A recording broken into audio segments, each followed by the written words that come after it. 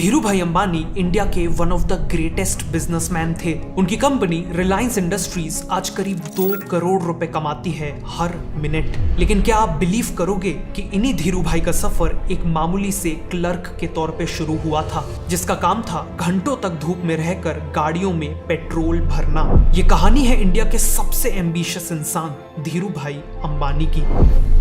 कहानी की शुरुआत होती है 1932 में। गुजरात के चौरवाड़ गांव में जन्म होता है धीरज लाल हीराचंद अंबानी का। उनके फादर एक स्कूल टीचर थे, रिस्पेक्टेड थे, लेकिन उनकी सैलरी एक बड़ी फैमिली को चलाने के लिए सफिशिएंट नहीं थी। 7 लोगों का परिवार जैसे तैसे 2 कमरों के घर में रहता था, लेकिन ये गरीबी धीरू भाई का हौसला नहीं तोड़ पाई। बचपन से ही उनमें एक अलग कॉन्फिडेंस, एक अलग हंगर थी। लोगों को लगता था कि ये लड़का जरूर कुछ करेगा। 12 साल की उम्र में वो पढ़ाई के लिए जूनागढ़ आ गए। उनके गरीब बैकग्राउंड के चलते उन्हें बहादुर कांजी हाई स्कूल में फ्री स्टूडेंट के तौर पे एडमिशन मिल गया। 1940s में इंडिया अभी भी ब्रिटिश रूल के अंदर था, इसीलिए 1946 में केवल 14 साल के धीरू भाई ने अपने दोस्त कृष्णकांत वकारिया के साथ मिलकर जूनागढ़ विद्यार्थी संघ नाम से एक स्टूडेंट ऑर्गेनाइजेशन बनाई और इंडिपेंडेंस मूवमेंट में जोर शोर से हिस्सा लिया। 1949 में उन्होंने मैट्रिकुलेशन एग्जाम पास कर लिया, लेकिन अब आगे क्या? ना पैसे थे, ना कोई फैमिली बिजनेस और ना ही कोई कनेक्शन। ऐसे में उनकी कम्युनिटी के एक पुराने ट्रेडिशन ने रास्ता दिखाया। दशकों से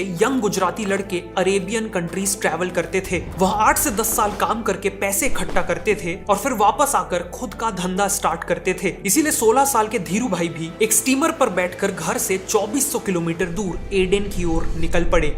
एडेन में उन्होंने ए बेसी एंड कंपनी में जॉब इंटरव्यू दिया। ये कंपनी रेड सी रीजन का 80% ट्रेड कंट्रोल करती थी। इनका काम कार्स, एनिमल हाइड्स और पेट्रोलियम प्रोडक्ट्स जैसे कई प्रोडक्ट्स का था। लकीली उनके इंटरव्यूअर भी एक गुजराती थे, मंगल भाई पटेल। इंटरव्यू में उन्हें एक टाइम्स ऑफ इंडिया के आर्टिकल को पढ़कर इंग्लिश में समरी लिखने को कहा गया। उन्होंने इस टेस्ट को कंफर्टेबली पास कर लिया और उन्हें ऑन स्पॉट जॉब मिल गई। इनिशियली उनका काम था घंटों तक धूप में रहकर गाड़ियों में पेट्रोल भरना और साथ ही शेल के पेट्रोलियम, ऑयल और ग्रीस प्रोडक्ट्स को जगह जगह जाकर मार्केट करना। कई साल बाद इंटरव्यूअर मंगल भाई पटेल ने रिकॉल किया कि धीरू भाई के बारे में उनका फर्स्ट इंप्रेशन था उनके वॉक करने का तरीका। उनके फुटस्टेप्स काफी हैवी थे। वो ऐसे चलते थे जैसे उन्हें कहीं पहुंचना हो और समय कम हो। अर्ली 1950s में धीरू भाई ने एक इंटरेस्टिंग चीज नोटिस की। एडेन में यूज होने वाली करेंसी थी येमेनी रियाल। रियाल में जितना सिल्वर कंटेंट था, उस सिल्वर की वैल्यू खुद उस कॉइन के एक्सचेंज रेट से भी ज्यादा थी। मान लीजिए कि एक रियाल कॉइन की वैल्यू 10 ब्रिटिश पाउंड्स के बराबर थी, लेकिन उसी रियाल में जो सिल्वर कंटेंट था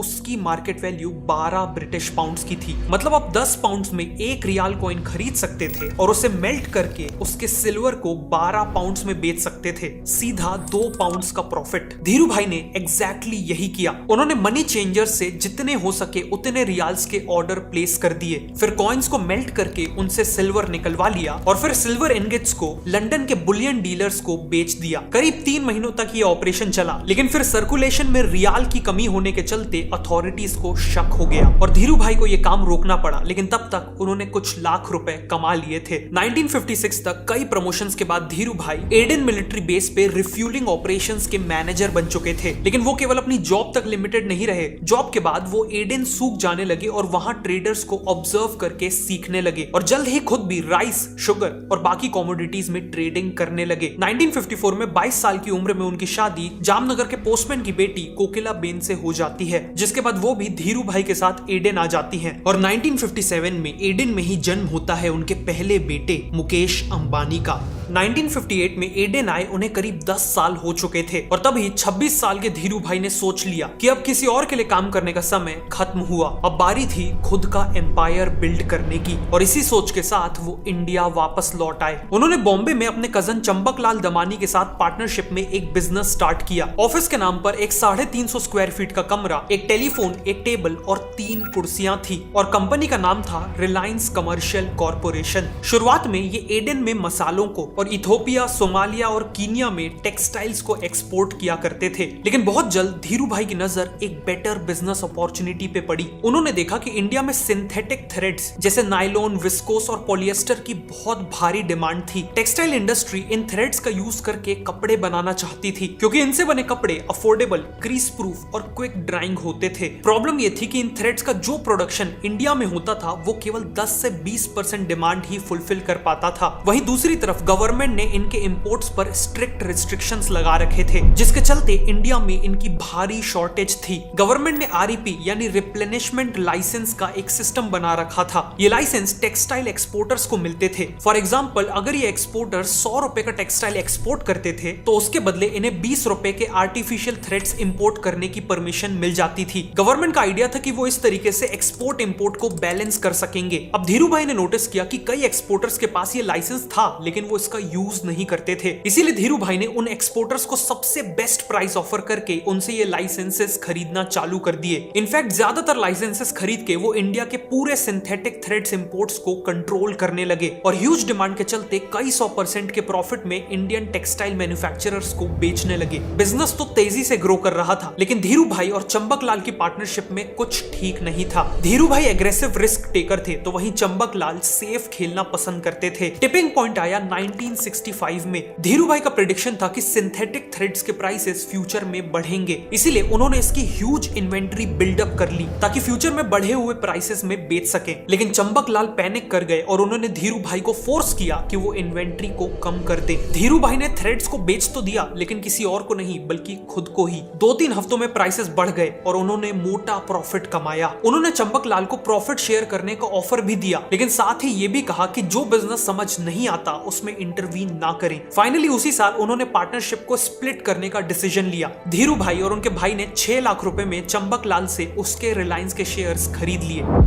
धीरू भाई की सक्सेस के पीछे एक बड़ा रीजन था उनकी फ्यूचरिस्टिक सोच। वहीं दूसरी तरफ अनसक्सेसफुल बिजनेसमैन खुद को समय के साथ इवॉल्व नहीं कर पाते। जैसे इंडिया में आज भी करोड़ों बिजनेस ओनर्स अकाउंटिंग के लिए फिजिकल लेजर बुक्स यूज करते हैं या ऐसे ओल्ड फैशन सॉफ्टवेयर यूज करते हैं जिनका यूजर इंटरफेस काफी कॉम्प्लेक्स है और डेटा को मैन्युअली एंटर करना पड़ता है। लेकिन ओडू के अकाउंटिंग ऐप ने अकाउंटिंग को रिवॉल्यूशनाइज कर दिया है। इसमें केवल 2 क्लिक्स में प्रोफेशनल इनवॉइस बन जाता है। फिर इस इनवॉइस को कस्टमर को भेजना, पेमेंट ट्रैक करना और लेट पेमेंट पे ऑटोमेटिक रिमाइंडर जाना, सब कुछ इनबिल्ट है। और सप्लायर का बिल आए तो सिंपली फोटो लो, ओडू का AI vendor name, data, amount और लाइन आइटम्स एक्सट्रैक्ट कर लेगा। आपके वैलिडेट करते ही डिटेल्स अकाउंट में एंटर हो जाएंगी। सिमिलरली अब हर महीने बैंक स्टेटमेंट डाउनलोड करके मैनुअल रिकंसिलिएशन की जरूरत नहीं है। सिंपली ओडू को अपने बैंक से कनेक्ट करिए, जिसके बाद ये ऐप खुद आपके स्टेटमेंट को ऑटो इंपोर्ट कर लेगा और इसका smart matching engine automatically 95% transactions को बिल्स और इनवॉइसेस के साथ रिकंसाइल कर देगा। प्लस इनके क्लीन डैशबोर्ड्स में रिसीवेबल्स, पेबल्स, प्रॉफिट मार्जिन सब कुछ एक नजर में दिख जाता है और डिटेल्ड एनालिसिस के लिए PNL statement, balance sheet, cash flow statement एक क्लिक में जनरेट होते हैं। आपका पूरा डेटा रेगुलर इंटरवल्स में क्लाउड में बैकअप होता है। मतलब आपके सीए, अकाउंटेंट और टीम साइमल्टेनियसली कहीं से भी और किसी भी डिवाइस से कोलैबोरेट कर सकते हैं। फाइनली ये ऐप इंडियन अकाउंटिंग स्टैंडर्ड्स के लिए प्री कॉन्फ़िगर्ड आता है। मतलब GST rates, SSC, HSN codes और टीडीएस कैलकुलेशन, इस ऐप को सब पता है। ओडू का फर्स्ट ऐप लाइफ टाइम के लिए फ्री है, तो अभी साइन अप करिए। लिंक नीचे डिस्क्रिप्शन और पिन कमेंट में है।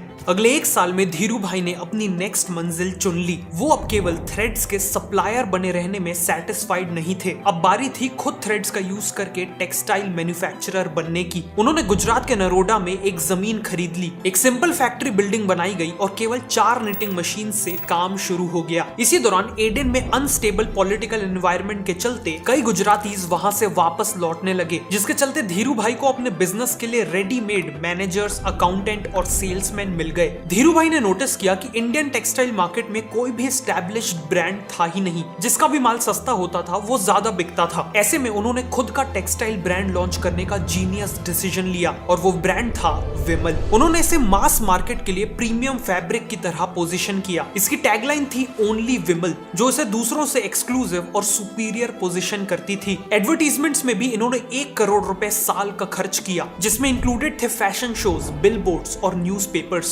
डिस्ट्रीब्यूशन के लिए इन्होंने franchise like business model develop किया, जो पहले केवल वेस्टर्न कंट्रीज में पॉपुलर था। पूरे देश में करीब 400 शॉप्स को विमल की फ्रेंचाइजी दी गई। इन सब का रिजल्ट ये हुआ कि 1979 तक नरोडा फैक्ट्री का साइज बढ़कर 25 लाख स्क्वायर फीट पहुंच चुका था। वर्कफोर्स 5000 की थी और 1 155 करोड़ के रेवेन्यू के साथ रिलायंस इंडिया का लार्जेस्ट टेक्सटाइल प्रोड्यूसर बन गया था।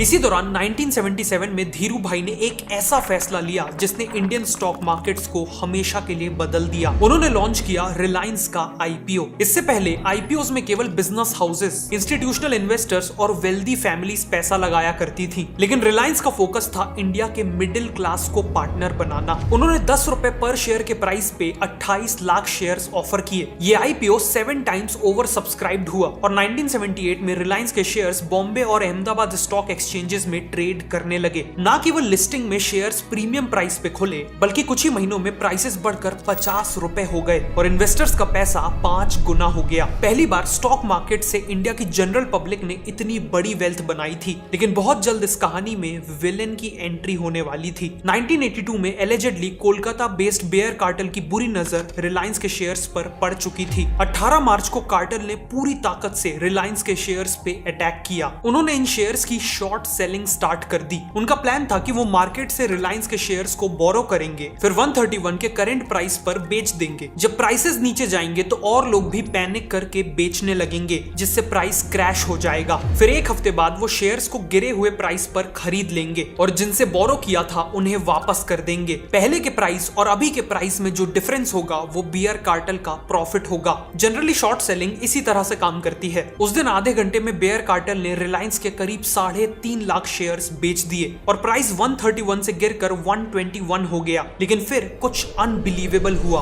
वेस्ट एशियन कंट्रीज से आने वाला बायर्स का एक मिस्टीरियस ग्रुप एक्टिवेट हो गया। ये लोग बेयर्स के बेचे हुए शेयर्स को खरीदने लगे। जितना बेयर्स बेचते उतना ही ये लोग खरीद लेते। कई हफ्तों तक ये वॉर चली। बेयर्स शेयर्स को बेच बेच के क्रैश करने में लगे हुए थे, वहीं इन बायर्स ने खरीद कर डिमांड को कम नहीं होने दी। अप्रैल 30 तक रिलायंस के शेयर्स क्रैश होने की जगह 201 रुपए के प्राइस पर पहुंच गए और अब टाइम आ चुका था कि बेयर कार्टेल मार्केट से रियल शेयर्स को खरीदे और जिनसे बोरो किया था उन्हें वापस करे। बेयर्स को हर शेयर पे मैसिव लॉसेस हुए, जिसके चलते इनके कई मेंबर्स पूरी तरह से बर्बाद हो गए। असली ट्विस्ट ये था कि एलिजेडली जिन एनआरआई बायर्स ने 10 करोड़ के रिलायंस के शेयर्स खरीदे थे, उनके पीछे कोई और नहीं बल्कि खुद धीरू भाई अंबानी थे। हालांकि आज तक ऑफिशियली इन दोनों के बीच कोई लिंक एस्टैब्लिश नहीं हुआ है। इस विक्ट्री ने रिलायंस के शेयर्स को इंडियन स्टॉक मार्केट का सबसे पॉपुलर स्टॉक बना दिया और धीरू भाई खुद स्मॉल इन्वेस्टर्स के मसीहा कहलाने लगे। स्टॉक मार्केट्स हो या बिजनेस, धीरू भाई हर जगह जीत रहे थे। लेकिन ये सक्सेस केवल उनके बिजनेस एक्यूमेन और स्ट्रेटजीज के कारण नहीं थी। भारत में 1970s और 80s लाइसेंस राज का टाइम था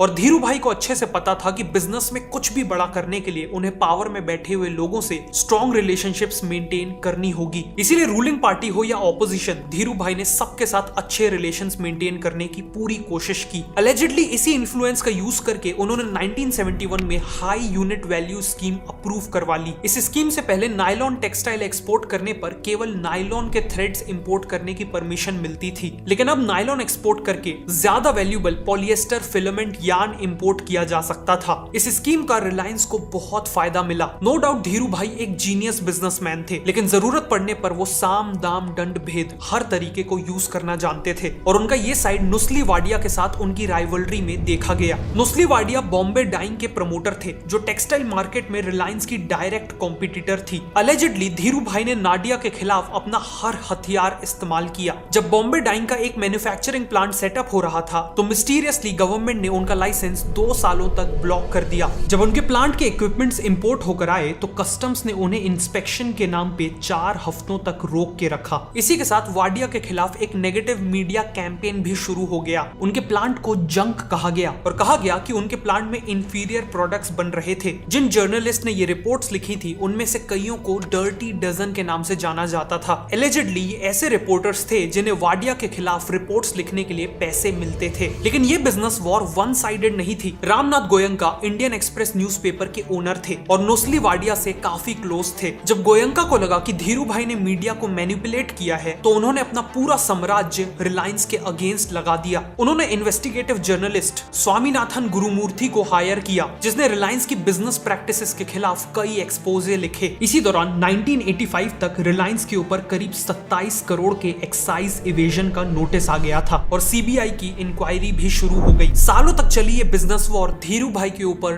टोल ले रही थी, जिस कारण 1986 में उन्हें एक मैसिव स्ट्रोक आ गया। फैमिली ने उन्हें यूएसए के एक हॉस्पिटल में एडमिट करवाया, जहां हफ्तों तक उन्होंने लाइफ और डेथ के बीच की लड़ाई लड़ी। कुछ लोगों को लगा कि ये धीरू भाई एरा का एंड है, लेकिन मार्च 1986 में जब वो इंडिया वापस आए तो सब शॉक्ड रह गए। उनका राइट साइड पैरालाइज था, हाथ ट्विस्टेड पोजीशन पे था और चलना मुश्किल था, लेकिन आंखों में वही पुरानी आग थी। स्ट्रोक ने भले ही उनकी बॉडी स्लो कर दी थी, लेकिन दिमाग अभी भी तेज चल रहा था। उन्होंने इमीडिएटली खुद को बिजनेस में झोंक दिया, क्योंकि अब उन्हें अपनी लाइफ का सबसे बड़ा सपना पूरा करना था। एक ऐसा सपना जो पूरे इंडिया की पेट्रोलियम इंडस्ट्री को हमेशा के लिए बदल के रख देने वाला था। 1980s तक विमल के टेक्सटाइल्स बनाने के लिए रिलायंस को दूसरों से पॉलिएस्टर थ्रेड्स खरीदने पड़ते थे। एक्चुअली ये थ्रेड्स बनते हैं केमिकल्स से, ये केमिकल्स आते हैं पेट्रोलियम प्रोडक्ट से, पेट्रोलियम प्रोडक्ट्स आते हैं क्रूड ऑयल से, और क्रूड ऑयल रिफाइन होता है रिफाइनरी में। धीरू भाई चाहते थे कि क्रूड ऑयल रिफाइनिंग से लेकर टेक्सटाइल प्रोडक्शन तक सब कुछ रिलायंस खुद करे, यानी कंप्लीट बैकवर्ड इंटीग्रेशन। एक्चुअली उनके इस ड्रीम पे काम 1982 में ही शुरू हो गया था। रिलायंस ने पताल गंगा में अपना पहला पॉलिएस्टर प्लांट बिल्ड किया, जिस प्लांट को बनने में मिनिमम 26 महीने लगने थे। 24 साल के मुकेश अंबानी की लीडरशिप में वही प्लांट केवल 18 महीनों में ऑपरेशनल हो गया। रिलायंस अब पॉलिएस्टर थ्रेड्स तो खुद बनाने लगा, लेकिन पॉलिएस्टर बनाने के लिए केमिकल्स अभी भी दूसरों से खरीद रहा था। इसीलिए 1984 से 1989 के बीच पीटीए, एमईजी और बाकी पेट्रोकेमिकल्स बनाने के लिए भी प्लांट्स डाले गए, जिसके बाद टेक्सटाइल, पॉलिएस्टर और पॉलिएस्टर बनाने के लिए पेट्रोकेमिकल्स भी खुद रिलायंस बना रहा था। लेकिन अभी भी अल्टीमेट गोल बाकी था, गोल ऑयल रिफाइनरी का। लेकिन रिफाइनरी पे काम चालू होता उससे पहले कहानी में एक बहुत बड़ा ट्विस्ट आता है। मॉनसून में बादल फटने के चलते पताल गंगा वैली में एक भयानक बाढ़ आ जाती है। कुछ ही घंटों में रिलायंस की फैक्ट्री और कई सौ करोड़ की मशीनरी पानी और मिट्टी में डूब जाती है। ऐसा लगा कि धीरू भाई का सपना कई साल पीछे जा चुका था। लेकिन फिर सिचुएशन का चार्ज लिया मुकेश अंबानी ने। पानी कम होते ही वर्कर्स की आर्मी ने वॉर फुटिंग पे काम किया। एक एक मशीनरी को डिसअसेंबल करके क्लीन किया गया और वापस असेंबल किया गया, और केवल एक महीने में पूरा प्लांट वापस ऑपरेशनल हो गया। इस बाढ़ के 4 साल बाद 1993 में धीरू भाई ने फाइनली अपना ड्रीम प्रोजेक्ट अनाउंस किया, इंडिया की पहली private sector oil refinery. 27 million ton की एनुअल कैपेसिटी के साथ ये पूरे एशिया की one of the biggest refinery बनने वाली थी। ये पूरे इंडिया का 25% क्रूड ऑयल अकेले रिफाइन करने वाली थी, और इसे बनाने में करीब $6 बिलियन लगे थे, जो उस समय इंडिया की बिगेस्ट प्राइवेट इंडस्ट्रियल इन्वेस्टमेंट थी। 1995 में जामनगर में इसका कंस्ट्रक्शन स्टार्ट हुआ और केवल 3 सालों में पूरा कॉम्प्लेक्स बनके तैयार हो गया। ईयर 2000 में ऑपरेशन स्टार्ट हुए और 2001 तक ये रिफाइनरी 107% की कैपेसिटी में काम कर रही थी। यहाँ डीजल, पेट्रोल, केरोसिन जैसे फ्यूल्स और पेरेक्सिलिन और नाफ्था जैसे पेट्रोकेमिकल्स भी बन रहे थे। रिफाइनरी का 70 to 75% आउटपुट एक्सटर्नल कस्टमर्स को बेचा जा रहा था और बाकी का खुद रिलायंस कंज्यूम कर रहा था, जिसके चलते धीरू भाई का बैकवर्ड इंटीग्रेशन का ड्रीम अब पूरा हो चुका था। ये रिफाइनरी डेजर्ट रीजन में बनाई गई थी, इसीलिए धीरू भाई ने आसपास ग्रीनरी करने के लिए करीब 66,000 मैंगो ट्रीज प्लांट करवा दिए। बाद में 36,800 ट्रीज और ऐड किए गए, जिसने मुगल एम्परर अकबर के 1 लाख मैंगो ट्रीज का रिकॉर्ड तोड़ दिया। अप्रैल 2002 में धीरू भाई ने रिलायंस के शेयर होल्डर्स को एड्रेस करते वक्त कहा कि अपनी यूथ में वो एडन में एक मल्टीनेशनल एनर्जी कंपनी के लिए सेल्समैन का काम करने गए थे, और तब उन्होंने सपना देखा था कि वो अपने देश वापस आके इंडिया की खुद की एक ग्लोबल एनर्जी कंपनी बनाएंगे। उनका वो सपना अब पूरा हो चुका था। उस समय किसी को अंदाजा नहीं था कि ये धीरू भाई अंबानी का आखिरी शेयर होल्डर्स एड्रेस होने वाला था। 2 महीने बाद जून 24, 2002 को उन्हें दूसरा स्ट्रोक आया और जुलाई 6, 2002 को उन्होंने अपनी आखिरी सांसें ली। धीरू भाई का कहना था, our dreams have to be bigger, our ambitions higher, our commitment deeper and our efforts greater. और उनके इसी माइंडसेट के चलते गांव के एक टीचर के बेटे ने इंडिया की सबसे बड़ी कंपनी खड़ी कर दी। ये कहानी थी धीरू भाई अंबानी की। वीडियो अच्छी लगी तो मैं रिकमेंड करूंगा कि आप नेक्स्ट इस वीडियो को देखें।